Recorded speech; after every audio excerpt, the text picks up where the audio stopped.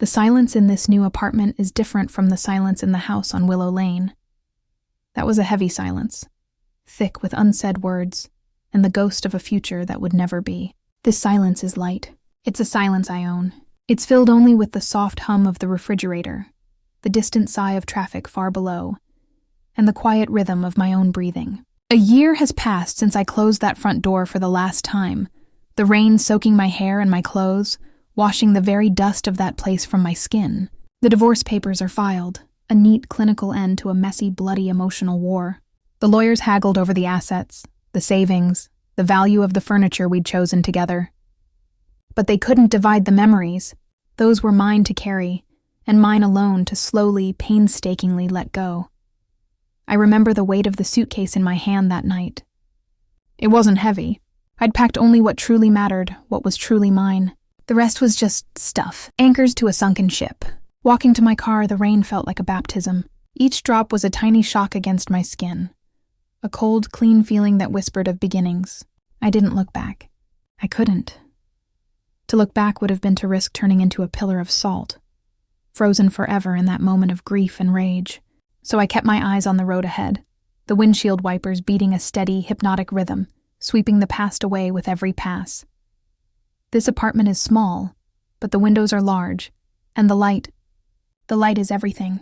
It pours in from the east in the mornings, painting the wooden floors in stripes of gold. It's a light that reveals, not hides. There are no shadows here long enough to hold secrets. Every piece of furniture, every book on the shelf, every scuffed mug in the cupboard was chosen by me. There is no committee, no compromise. The art on the walls is bold and abstract, splashes of color that don't have to mean anything to anyone but me. This space is a testament to a single, simple fact. I exist. My preferences matter. My peace is paramount. I heard through the intricate, invisible grapevine that connects all past lives that Mark moved away. He went to another city, a place with no memory of him. He found a job, they said, a junior position, a step down, a massive step down from the gleaming tower in the corner office, and the respect he craved like a drug. The title was lesser, the pay a fraction of what it was. I imagine him in a cubicle now, instead of an office with a door that closes. I imagine the slow, dawning humiliation of having to take orders from someone younger. Someone who doesn't know the myth of the golden boy he once was.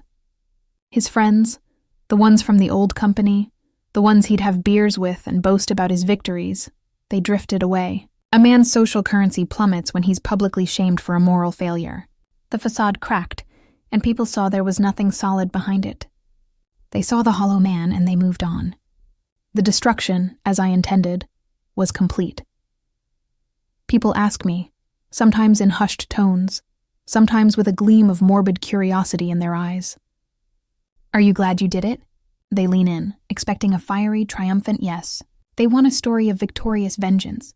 But the truth is more complicated, and I owe them the complexity of that truth. I am not glad for the pain. I am not glad for the months that felt like I was walking through broken glass with a smile plastered on my face. I am not glad for the sleepless nights where his words, my love to her, played on a loop in my mind, a tortuous soundtrack to my heartbreak. I am not glad for the visceral, physical feeling of my world being ripped out from under me, the floorboards of my reality giving way, sending me into a free fall of shock and despair. Revenge does not fill the hole that betrayal carves out of you. It doesn't magically suture the wound. It's not a healing balm. It's a cauterizing iron. It seals the wound, stops the bleeding, but the scar remains, thick and ropey and permanent. But I am glad, with a ferocity that surprises me, that I found my strength. In my very weakest moment, when every instinct told me to collapse, to wail, to beg, to shrink into a tiny, invisible speck, I chose to fight. I didn't fight with my fists or my tears. I fought with my mind. I fought with the cold, hard facts. I fought with a strategy so precise it felt like I was performing surgery on my own life. I chose to use the truth as my only weapon. I chose to be strategic, calculated, and patient, when every fiber of my being screamed for a reckless, immediate, and messy release. That choice, that conscious decision to step out of the role of the victim and into the role of the architect of my own justice. That is what I am glad for. The moral of this story, if there must be one, Isn't that revenge is sweet? It's not. It's bittersweet.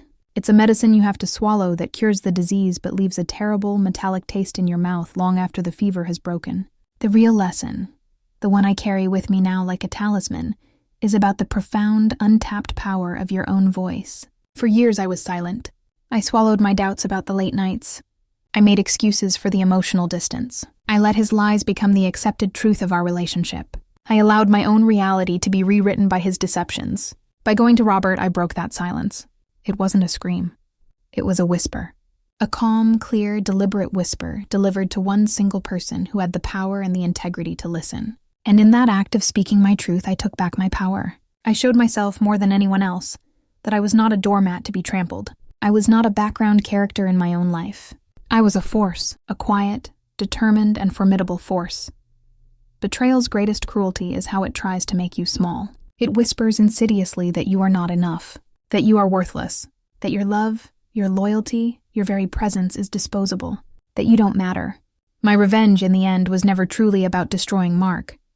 It was about proving to myself, in the most undeniable way possible, that I mattered. That my pain was valid, that my truth was real and deserved to be heard. It was about reclaiming the narrative of my own life from the hands of a liar.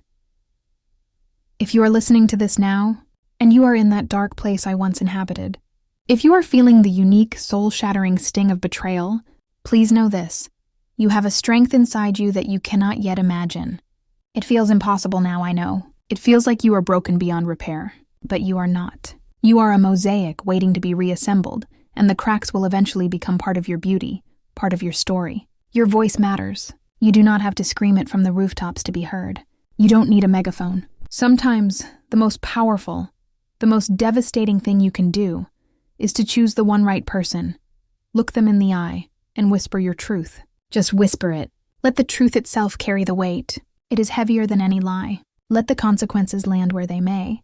You are not responsible for the fallout of someone else's deceit. You are only responsible for speaking your own reality.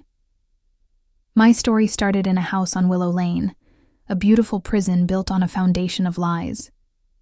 But it didn't end there. It ended here, in this sun-drenched apartment, with me. Just me. A woman who was broken, who fell apart, but who, piece by piece, put herself back together. She is different now, stronger in the broken places, wiser in the ways of the human heart, more cautious with her trust, but also more generous with her own self-love.